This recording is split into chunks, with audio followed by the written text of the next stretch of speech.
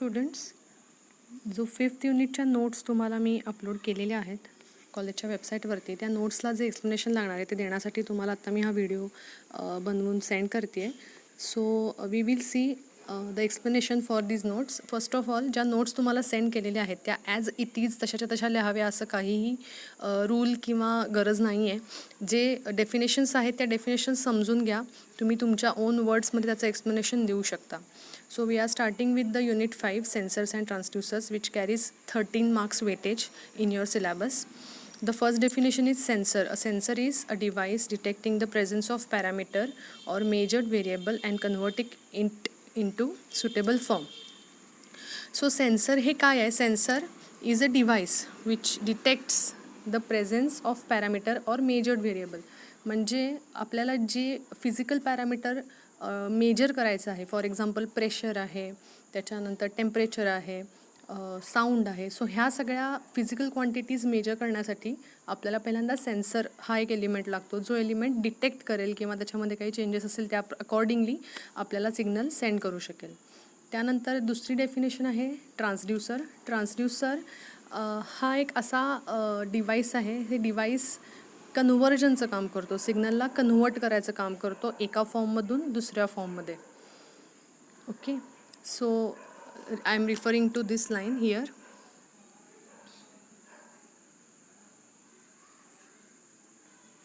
A transducer is a device which converts non-electrical or physical quantity into electrical quantity.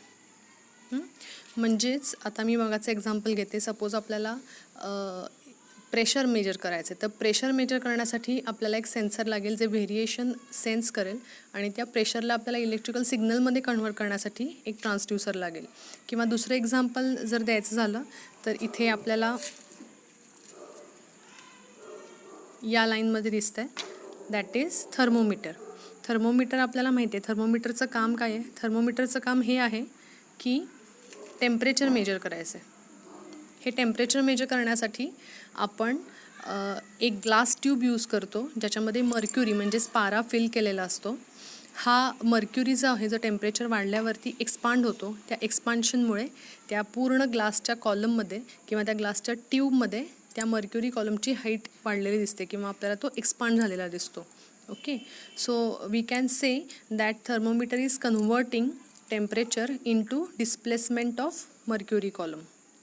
Okay, now again there is another example which is thermistor. Thermistor is a transducer as it converts temperature into resistance change, or it is converting the signal into electrical form. Okay, so that means transducer हे काय आहे? Transducer आलेल्या सिग्नलला electrical फॉर्ममध्ये convert करायचं काम करतो. ही block diagram बघू शकतो आपण इथे. जे इनपुट सिग्नल आहे, इनपुट व्हेरिएबल आहे, that is physical quantity. Sensing element sense करायचं काम करेल, त्याचा सिग्नल जातो ट्रान्सड्यूसरला. ट्रान्सड्यूसर त्याला हव्या त्या फॉर्ममध्ये कन्व्हर्ट करायचं काम करतो. So what is sensing element here? Sensing element senses the physical or non electrical quantity like temperature, pressure etcetera on its rate of change or its rate of change. Okay, now what is transconduction element? The output of sensing element goes to transconduction element. This element is responsible for conversion of non-electrical or physical quantity into its equivalent electrical quantity. Okay, खाली अजून एक example दिलेलं आहे. ते example आहे थर्मोकपलचं. What is thermocouple? थर्मोकपलमध्ये आपण दोन डिसिमिलर मेटल्स घेऊन त्यांना एकत्र कनेक्ट करतो आणि ह्या जंक्शनला जेव्हा टेम्परेचर चेंजला आपण सब्जेक्ट करतो किंवा ह्या जंक्शनला जेव्हा टेम्परेचर चेंजला फेस करावं लागतं, तेव्हा दोन्हीही मेटल्स आहेत ती वेगळेवेगळे एक्सपान्शन अंडरगो करत असल्यामुळे तिथे एक EMF म्हणजे electromotive force, in other words voltage develop होतं, जे वोल्टेज प्रपोर्शनल असते ह्या टेम्परेचर चेंजला. So it is again another example of transducer. Then we will see what are the selection criterias for transducers. आता ट्रान्सड्यूसर्स हे आपल्याला जवळपास प्रत्येक इन्स्ट्रुमेंटेशन सिस्टीममध्ये यूज करावे लागतात. जी इन्स्ट्रुमेंट्स आपण यूज करतो प्रॅक्टिकली, त्याच्यामध्ये कुठल्या ना कुठल्या प्रकारचा ट्रान्सड्यूसर हा यूज केला जातो. तर आपण कुठला ट्रान्सड्यूसर सिलेक्ट करायचा हे ठरवण्यासाठी काही क्रायटेरियाज आहेत, म्हणजे पॅरामीटर्स आहेत की ज्याच्यावरती ठरवून आपण सिलेक्ट करू शकतो की कुठला ट्रान्सड्यूसर आपल्या सिस्टीमसाठी सुटेबल आहे. तर सगळ्यात पहिल्यांदा आपण काय बघितलं पाहिजे किंवा कुठला पॅरामीटर इथे आपल्याला बघायला लागतो. तर फर्स्ट इज ऑपरेटिंग प्रिन्सिपल. कुठल्या प्रिन्सिपलवरती हा ट्रान्सड्यूसर ॲक्ट करतो आहे. म्हणजेच फॉर एक्झाम्पल ॲक्टिव्ह आणि पॅसिव्ह हे 2 मेजर टाईप्स आपण बघितले. त्यातला जो पॅसिव्ह फॉर्मॅट आहे किंवा पॅसिव्ह ट्रान्सड्यूसर्स जे असतात त्याच्यामध्ये परत सब टाईप्स पडतात. रेझिस्टिव्ह, इंडक्टिव्ह, कपॅसिटिव्ह किंवा ऑप्टिकल. ओके, त्यातला ऑप्टिकल जो आहे तो ॲक्टिव्हमध्ये येतो actually. So resistive, inductive, capacitive हे पॅसिव्ह फॉर्म आहेत ट्रान्सड्यूसरचे. तर आपल्या इन्स्ट्रुमेंटेशन सिस्टीमसाठी कुठला ट्रान्सड्यूसर सुटेबल आहे हे आपण त्याच्या ऑपरेटिंग प्रिन्सिपलवरून डिसाईड करू शकतो. So it is the first parameter. Now the second parameter is optical range और ऑपरेटिंग रेंज. ऑपरेटिंग रेंज म्हणजे एखादी फिजिकल क्वांटिटी जी आपण आत्ता मेजर करतो आहे ती आपल्याला किती रेंजमध्ये मेजर करायची. मीन्स फॉर एक्झाम्पल आता आपण थर्मोमीटरचं एक्झाम्पल घेतलं तर आपल्याला किती डिग्रीज मेजर करायच्या आहेत ही त्याची ऑपरेटिंग रेंज असू शकते. So the range of transducer should be appropriate for measurement to get a good resolution. Now the third is accuracy. किती ॲक्युरेटली आपल्याला हे कन्वर्जन मिळतं आहे.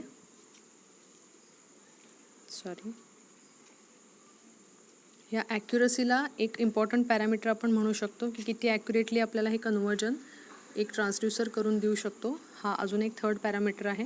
त्याच्यानंतर रेंज. रेंज म्हणजे एका स्पेसिफाईड रेंजमध्ये ट्रान्सड्यूसर्स काम करतात. ओके, सो ही रेंज आपल्याला एक डिसाइडिंग पॅरामीटर म्हणून बघावी लागते की transducers can give good result within its specified range. So select transducer as per operating range. Then sensitivity. Sensitivity म्हणजे कमीत कमी इनपुटच्या चेंजसाठी आपल्याला मॅक्सिमम आउटपुट जनरेट होत असेल तर it can be said to be a good sensitive transducer. Okay, so sensitivity is the transducer should be more sensitive to produce the output or sensitivity should be as per the requirement. त्याच्यानंतर next आहे loading effect. Loading effect म्हणजे काय आपल्याला माहिती आहे की जेव्हा आपण म्हणतो की सर्किट लोड होते म्हणजेच त्या सर्किटमधून करंट ड्रॉ केला जातो आहे. सो ट्रान्सड्यूसरचा इनपुट इम्पिडन्स हा जास्त असला पाहिजे, हाय असला पाहिजे की आपल्या इन्स्ट्रुमेंटेशन सिस्टीममधून करंट ड्रॉ नाही केला पाहिजे त्याने. ओके, म्हणून आपल्याला हा लोडिंग इफेक्ट पण लक्षात घ्यावा लागतो की जर लोडिंग इफेक्ट होतो आहे दॅट मीन्स आपल्या सिस्टीममधून करंट बाहेर घेतला जातो आहे, करंट फ्लो ट्रान्सड्यूसरकडे घेतला जातो आहे आणि जे आपल्याला अवॉइड करावा लागतो. सो लोडिंग इफेक्ट अवॉइड करायचा असेल तर आपल्याला ट्रान्सड्यूसरचा इनपुट इम्पिडन्स म्हणजेच इनपुट रेझिस्टन्स हा जास्त असावा लागतो. सो हा एक अजून एक पॅरामीटर आहे. त्यानंतर पुढचा पॅरामीटर आहे एरर्स. एरर्स हे जवळपास प्रत्येक फिजिकल सिस्टीममध्ये असतात कारण बरेचसे फॅक्टर्स त्या एरर्स ला आपल्याला कॉज करत असतात. सो हे एरर्स जे आहेत ते कमीत कमी असले पाहिजेत. It should be low and acceptable by the system. Now the last parameter is environmental compatibility. म्हणजे काय? The transducer should maintain input and output characteristic of selected environmental condition. म्हणजे ज्या एन्व्हायरमेंटमध्ये ट्रान्सड्यूसर आपण यूज करतोय त्या एन्व्हायरमेंटमध्ये त्यांनी कंपॅटिबल असलं पाहिजे. ओके, त्या सिस्टीमच्या ज्या काही स्पेसिफिकेशन्स आहेत त्या स्पेसिफिकेशन्सच्या रेंजमध्ये ट्रान्सड्यूसर काम करत असेल तर ते आपल्याला नेहमीच सुटेबल राहतं. Now the next point is classification of transducers. बऱ्याच पेपरमध्ये जवळपास प्रत्येक पेपरमध्ये क्लासिफिकेशन विचारलं जातं किंवा डिफरन्सिएशनचा क्वेश्चन येतो ॲक्टिव्ह आणि पॅसिव्हचा. सो या डेफिनेशन्स स्किप करून मी डायरेक्टली या डिफरन्समध्ये येते कारण या डिफरन्समध्ये आपण ह्या डेफिनेशन्स परत इन्क्लूड केलेल्याच आहेत. The first point in active transducer. The active transducer is also called as self generating type transducer and the passive transducer is also called as externally powered transducer. म्हणजे काय? ॲक्टिव्ह ट्रान्सड्यूसरला सेपरेट एक्सटर्नल पॉवर सप्लायची गरज नसते. स्वतः operating कंडिशन्सवरून ते output generate करू शकतात, म्हणून त्यांना सेल्फ जनरेटिंग म्हणतात. वेअरॅज पॅसिव्ह ट्रान्सड्युसर्स जे असतात त्याला एक्सटर्नली पॉवर सप्लाय करावी लागते. हा त्याचा मेन डिफरन्स आहे. Second difference, the active transducer does not require any auxiliary power supply. Then in passive column, the passive transducer requires auxiliary or external power supply for transconduction. Then the third difference, signal conversion is simpler in active transducers and signal conversion is more complicated in passive transducers. Now the fourth point I am referring here, the energy required to produce output is obtained from the physical quantity, and in passive transducer column here they are also derived part of the power required for conversion from physical quantity under measurement. म्हणजे जो signal transducer घेतोय convert करण्यासाठी तीच energy use करून तो output generate करतो. वेअरॅज जे passive ट्रान्सड्युसर्स असतात त्याला एक्सटर्नल पॉवर सप्लाय द्यावा लागतो आणि त्याच्यानंतर ते फिजिकल क्वांटिटीला कन्वर्ट करतात. त्याच्यानंतर फिफ्थ पॉईंट आहे, second last from bottom, example of active transducer is Bourdon tube. आता बॉर्डन ट्यूब आपल्या सिलेबसमध्ये नाही आहे, पण बाकीचे बरेचसे ॲक्टिव्ह ट्रान्सड्युसर्स आहेत. फॉर एक्झाम्पल फोटोव्होल्टाईक सेल आहे, पिझो इलेक्ट्रिक क्रिस्टल्स आहेत की जे एक्सटर्नल पॉवर सप्लाय नसेल तरीसुद्धा आउटपुट देतात. आणि example of passive transducer, in passive transducer column here it is LVDT. LVDT म्हणजे लिनियर व्हेरिएबल डिफरन्शियल ट्रान्सफॉर्मर. हा जो LVDT आहे हा डिस्प्लेसमेंट मेजरमेंटसाठी यूज केला जातो. It works on the principle of inductive passive transducers. Okay, now the last point,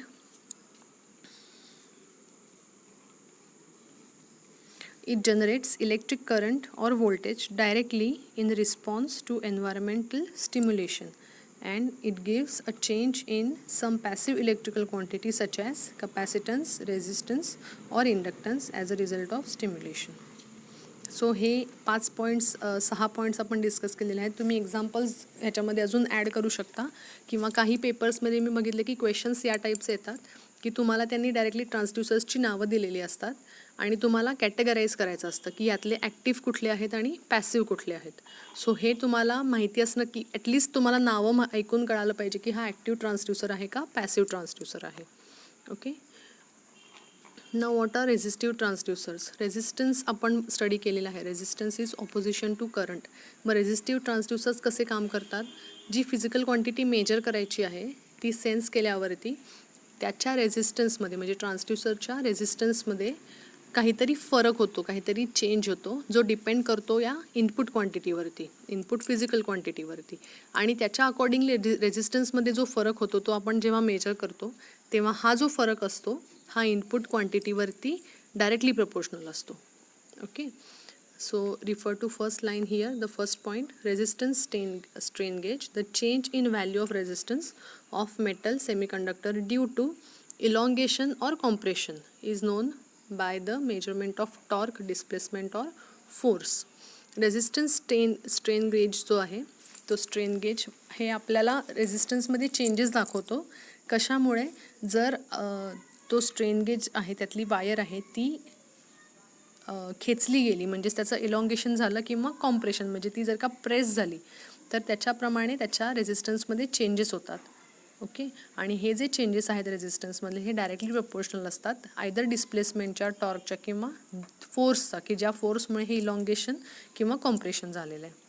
now the second point here, resistance thermometer, the change in resistance of metal wire due to change in temperature known by measurement of temperature. म्हणजे आपल्याला माहिती आहे की resistance हा temperature dependent असतो. Resistance वाढला की तो बरेचदा टेम्परेचरवरती डिपेंडंट असल्यामुळे एक्सटर्नल टेम्परेचर वाढलं तर रेझिस्टन्ससुद्धा वाढतो. हेच प्रिन्सिपल यूज करतो आपण resistance थर्मोमीटरमध्ये. Then third, resistance hygrometer, the change in the resistance of conductive strip due to change of moisture content is known by the value of its corresponding humidity. म्हणजेच आपल्याला जी water vapour content किंवा humidity major करायची आहे ती जेव्हा change होते त्याच्या accordingly resistance change होतं, त्याला आपण म्हणतो resistance hygrometer. The fourth one, hot wire meter. The change in resistance of heating element due to convection cooling of flow of gas is known by its corresponding gas flow or pressure. म्हणजेच जो change होणारा रेझिस्टन्समध्ये तो एका flow of gas म्हणजे जो gas flow केला जातो त्याच्यामुळे कूलिंग होतं आणि हीटिंग एलिमेंटचं कूलिंग झाल्यानंतर अकॉर्डिंगली त्याचं टेम्परेचर चेंज होतं आणि हे टेम्परेचर चेंज आपल्याला रेझिस्टन्स चेंजमध्ये एक्सटर्नल सिग्नल म्हणून बाहेर घेता येतं. Next is photoconductive cell. Photoconductive cell is using the principle of the change in resistance of a cell due to a corresponding change in light. Flux is known by its corresponding light intensity. Photoconductive म्हणजे light dependent resistance असतो हा. जेव्हा light incident होतो तेव्हा free electron hole pairs generate होतात, photon energy बाहेर पडते आणि हा जो करंट वाढेल तो करंट डायरेक्टली डिपेंडंट असतो incident लाईटवरती.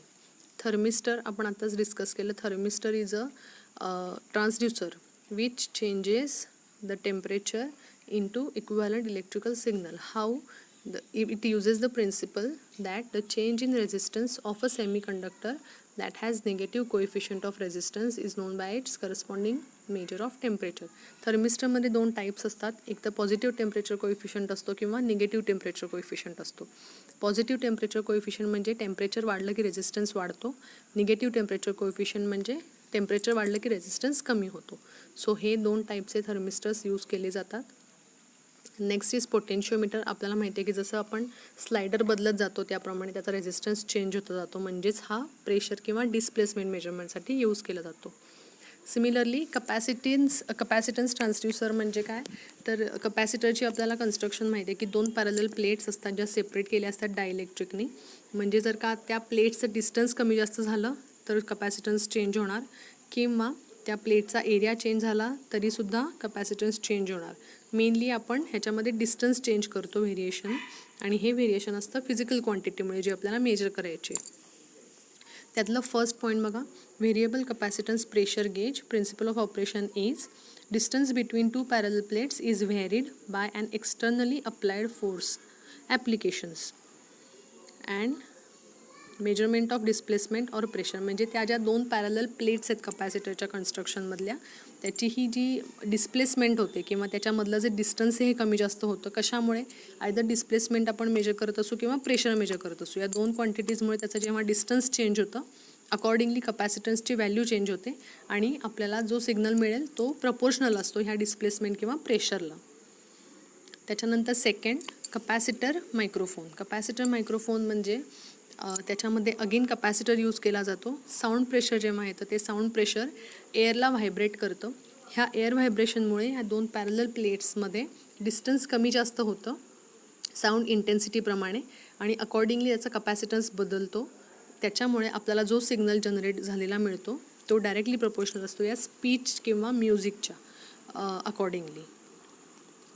Then third, dielectric gauge. Dielectric gauge is variation in capacitance by changes in the dielectric. Applications, liquid level or thickness. म्हणजे जेव्हा आपण लिक्विड मेजरमेंट करतो, लिक्विडची हाईट किती आहे, लिक्विड किती कुठेपर्यंत आले लेवल मेजरमेंट, किंवा थिकनेस मेजर करतो, तेव्हा हे मधला डायइलेक्ट्रिक आहे ते चेंज झाल्यामुळे कपॅसिटन्स बदलतो आणि जो आपल्याला सिग्नल मिळतो हा या व्हेरिएबल कपॅसिटन्समुळे मिळतो, which is directly proportional to the liquid level or thickness. Now the next is inductance transducer which uses the inductive properties. त्यातलं फर्स्ट एक्झाम्पल आहे magnetic circuit transducer which uses principle of operation as self inductance or mutual inductance of AC excited coil is varied by changes in magnetic circuit. आता आपल्याला माहिती आहे की inductance म्हणजे काय, जेव्हा एखादी कॉईल व्हेरिंग मॅग्नेटिक फील्डला सब्जेक्ट केली जाते तेव्हा त्याच्यामध्ये इलेक्ट्रोमोटिव्ह फोर्स तयार होतो, आपण त्याला इलेक्ट्रिकल पोटेन्शियल म्हणू शकतो. ते जनरेट केलं जातं आणि हे जे पोटेन्शियल जनरेट होईल हे डिपेंडंट असतं कशावरती, rate of change of magnetic flux to which the coil is subjected. So हे जे इंडक्टन्स आहे या प्रिन्सिपलवरती हा काम करतो. जेव्हा त्याच कॉईलमध्ये व्हेरिएशन फेस केल्यामुळे इंडक्टन्स जनरेट होतो त्याला म्हणतात सेल्फ इंडक्टन्स, किंवा दुसऱ्या कॉईलमध्ये हा व्हेरिएशन आल्यामुळे मॅग्नेटिक फ्लक्सच्या जर का हा इंडक्टन्स जनरेट होत असेल तर त्याला म्हणतात mutual inductance. And we can measure pressure or displacement using magnetic inductance property or magnetic circuit transducer. Then the second type, reluctance pickup. Reluctance pickup is the uses the principle of reluctance of the magnetic circuit is varied by changing the position of iron core of a coil, and applications are pressure, displacement, vibration and position. आपल्याला माहिती आहे की जो transformer काम करतो त्याच्यामध्ये मध्ये iron core असते ज्याच्यावरती वायर वाउंड केली जाते, आणि कोरमधला जेव्हा मॅग्नेटिक फ्लक्स बदलतो तेव्हा त्या कॉईलमध्ये सुद्धा अकॉर्डिंगली EMF जनरेट होतो. सो हेच प्रिन्सिपल यूज करून रिलक्टन्स आपण चेंज झाल्यानंतर या प्रिन्सिपलच्यामुळे वेगळ्या वेगळ्या क्वांटिटीज मेजर करू शकतो, वेगळ्या वेगळ्या पॅरामीटर्स मेजर करू शकतो, like pressure, displacement, vibration and position. Now the third application, differential transformer principle of operation. The differential voltage of two secondary windings of a transformer is varied by positioning the magnetic core through an externally applied force. Applications are pressure, force, displacement and position. हे आपण जेव्हा diagram बघू LVDTचे तेव्हा जास्त clearly समजेल की दोन secondary coils असतात आणि प्रायमरी कॉईल एका बाजूला असते. या दोघांच्या मध्ये एक आयर्न कोर असते आणि त्या आयर्न कोरची पोझिशन जेव्हा चेंज होते तेव्हा सेकंडरी कॉइल्स ज्या दोन असतात त्यातल्या एका कुठल्या तरी कॉईलमध्ये जास्त व्होल्टेज जनरेट होतं, दुसऱ्यामध्ये कमी होतं. सो आपल्याला ही डिस्प्लेसमेंट किंवा प्रेशर आहे ते मेजर करता येतं. त्याच्यानंतर फोर्थ आणि लास्ट ॲप्लिकेशन आपण बघतोय इंडक्टिव्ह ट्रान्सड्युसरचं eddy current gauge. Principle of operation, inductance of a coil is varied by proximity of eddy current plate. Applications, displacement or thickness. आता एडी करंट ही कन्सेप्ट अजून आपल्या सिलेबसमध्ये आलेली नाही आहे, पण जेव्हा एखादी सॉलिड कोर असते, सॉलिड कोर म्हणजे आपण त्याला आयर्न रॉड डोळ्यासमोर आणू शकतो. या आयर्न रॉडला जेव्हा आपण एखाद्या मॅग्नेटिक व्हेरिंग फील्डमध्ये प्लेस केलं तर त्या आयर्न रॉडमध्ये सेंटरपासून कडेपर्यंत, म्हणजे आपण सपोज एखाद्या शांत पाण्यामध्ये दगड टाकला तर जसे व्हायब्रेशन सेंटरपासून एजकडे जातात तसा एडी करंट हा सेंटरमध्ये जनरेट होतो आणि त्या बारच्या एजेसकडे ट्रॅव्हल करत जातो. त्याला म्हणतात एडी करंट. मग ह्या एडी करंटच्या व्हिसिनिटीमध्ये आपण एखादी कॉईल आणली तर एडी करंट मुळे तिथे आपल्याला व्होल्टेज जनरेट झालेलं दिसतं, and which is used for displacement or thickness measurement. Okay, now we will see what is LVDT. जे आपण मगाशी रेफर केलं होतं, LVDT is a passive transducer. त्याला आपण थोडं डायग्रॅम पहिल्यांदा रिफर करूया. Construction you can see and write using this diagram. See here, LVDT हे इंडक्टिव्ह प्रिन्सिपलवरती काम करते. इट इज इंडक्टिव्ह ट्रान्सड्युसर, ज्याच्यामध्ये एक प्रायमरी कॉईल आहे आणि दोन सेकंडरी कॉइल्स आहेत. ओके, आणि ह्या कॉइल्सच्या मध्ये एक कोर आहे which is iron core. Okay, here this is the core, this is primary and these are the secondary windings. This is S2 and this is S1. Okay, so याच्यामध्ये working कसं होतं, जेव्हा ही core आहे ही left किंवा right साईडला move होते, displacement measurement आपण करतोय. ठीक आहे, डिस्प्लेसमेंट म्हणजे काय की जागेवरून किती हललेली आहे एखादी गोष्ट, त्याच्यामध्ये डिस्प्लेसमेंट किती झाली. ही डिस्प्लेसमेंट जी आहे ती जेव्हा ह्या दोन डायरेक्शन्समध्ये होते तेव्हा ही कोर आयदर लेफ्ट किंवा राईट साईडला मूव्ह होते. ती ज्या सेकंडरी कॉईलच्या व्हिसिनिटीमध्ये येईल, ज्या सेकंडरी कॉईलच्या जास्त जवळ जाईल त्या कॉईलमध्ये जास्त व्होल्टेज जनरेट होईल. ओके, फॉर एक्झाम्पल जर का ही डिस्प्लेसमेंट आहे ही या बाजूला झाली लेफ्ट साईडला तर ES1 मध्ये जास्त व्होल्टेज जनरेट होईल, आणि जर का डिस्प्लेसमेंट ही झाली राईट साईडला म्हणजे ह्या बाजूला, ओके, तर ES2 मध्ये जास्त व्होल्टेज जनरेट होईल. सो आपण काय करतो, आपण मेजर करतो व्होल्टेजेस ES1 मध्ये आणि ES2 मध्ये. ज्या सेकंडरी कॉईलमध्ये व्होल्टेज जास्त जनरेट होईल त्या डायरेक्शनमध्ये ही डिस्प्लेसमेंट झाली. किती झाली आहे हे कसं कळतं, व्होल्टेज किती जनरेट झालं आहे ते डायरेक्टली प्रोपोर्शनल असतं या डिस्प्लेसमेंटच्या. So we have converted this displacement into equivalent secondary voltage using principle of inductive transducers. Okay. Now the second type is thermocouple. Thermocouple is a resistive type of transducer. ह्याच्यामध्ये जसं मी मगाशी सांगितलं की दोन डिससिमिलर metals असतात. ह्या डिससिमिलर मेटल्सला आपण एका जंक्शनमध्ये कनेक्ट करतो. Okay, see here the definition. First line, this line here. Basically thermocouple consists of two different metals which are placed in contact with each other. Okay, and these metals are different. म्हणजे एकच metal नाही आहे, ही दोन वेगळी metals आहेत. दोन वेगळी metals घेतल्यामुळे काय होतं, जेव्हा टेम्परेचर वाढतं, बदलतं, कमी होतं किंवा जास्त होतं, तेव्हा दोन्हीही मेटल्स एकसारखं एक्सपांड किंवा कॉम्प्रेस करत नाहीत. एखाद्या मेटलचं कॉम्प्रेशन जास्त होतं दुसऱ्यापेक्षा किंवा दुसऱ्या मेटलचं एक्सपान्शन हे जास्त होतं पहिल्यापेक्षा. ओके, सो जेव्हा हीट आपल्याला मेजर करायची आहे तेव्हा हे जंक्शन हीट केलं जातं. आणि ह्या दोन्हीही जंक्शनच्या कनेक्शनमध्ये आपण एक PMMC इन्स्ट्रुमेंट लावले. PMMC म्हणजे काय? Permanent moving coil instrument. हे परमनंट मूव्हिंग कॉईल इन्स्ट्रुमेंट आपल्याला इंडिकेट करतं की कुठे व्होल्टेज जास्त जनरेट झाले. जेव्हा आपण दोन्हीला कनेक्ट करतो तेव्हा करंटची डायरेक्शन आपल्याला माहिती पडते की कुठून कुठे करंट जातो आहे. ओके, सो व्होल्टेज कुठल्या प्लेटच्या साईडला जास्त झालं आहे आणि कुठे कमी झालं आहे. All right, so I am reading here the explanation for this diagram. Basically, thermocouple consists of two different metals which are placed in contact with each other as shown in the diagram. First part is heater element, because when the current will flow through this, a heat is produced. Thus, temperature will be increased at the junction. At this junction, an EMF is produced which is approximately proportional to the temperature difference of hot and cold junctions. Okay. The EMF produced is a DC voltage which is directly proportional to root mean square of the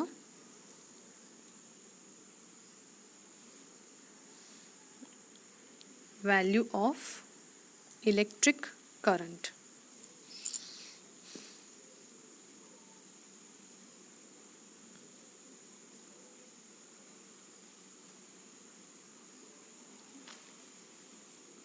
Passing through the heater. Okay, so बाकीचे आता त्याला supporting sentences आहेत, you can read it. Main principle आपल्याला लक्षात आलं आहे की जेव्हा हीट होते, हीट आपण प्रोड्यूस करतो, त्या हीटमुळे ह्या दोन्ही मेटल्स आहेत त्याच्यामध्ये EMF जनरेट होतो आणि EMF जो प्रोड्यूस होतो that is proportional to the heat. बरेचदा क्वेश्चन येतो की draw the experimental setup for measuring temperature using thermocouple. हा क्वेश्चन बरेचदा विचारला जातो. So prepare for this diagram also for your exams. Now the next type of transducer is piezoelectric transducer. Piezoelectric transducer is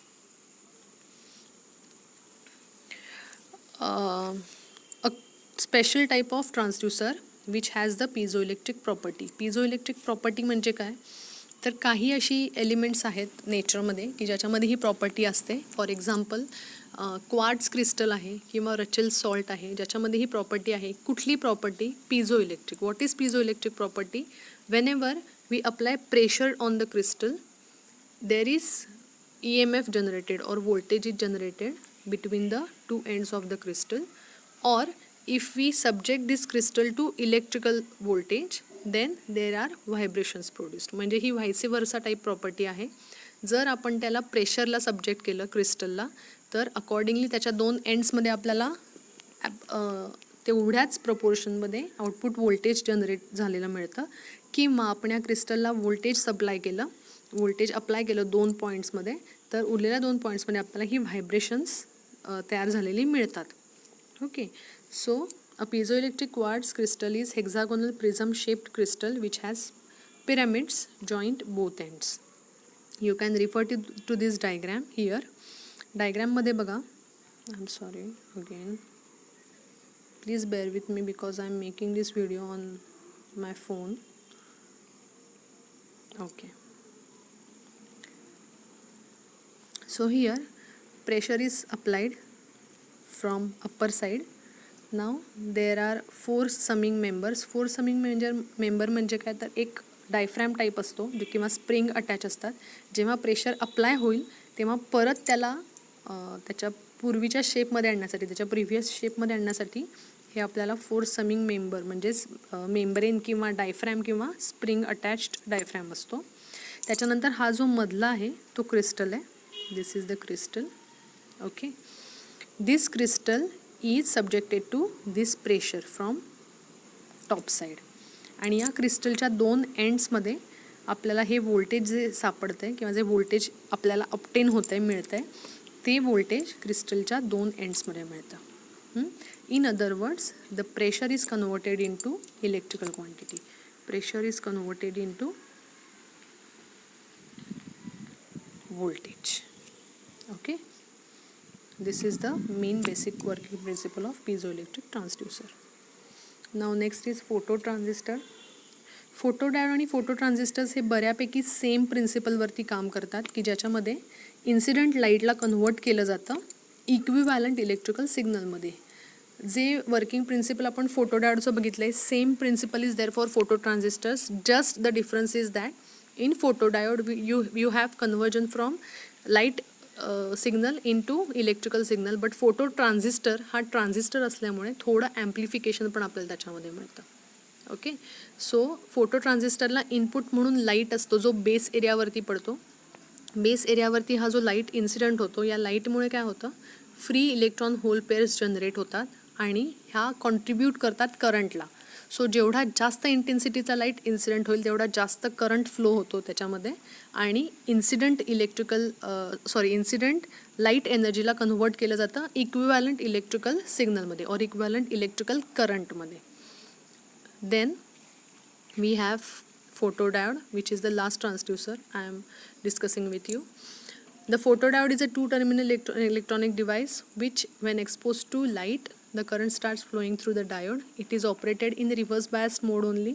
It converts light energy into electrical energy. When the ordinary diode is reverse bias, the reverse current starts increasing with reverse voltage.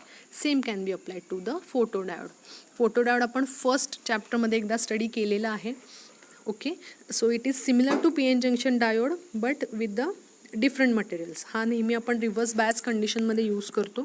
Reverse bias कंडिशनमध्ये काय होतं, जेव्हा light incident होतो फोटोडायोडवरती तेव्हा ही light energy absorb केली जाते.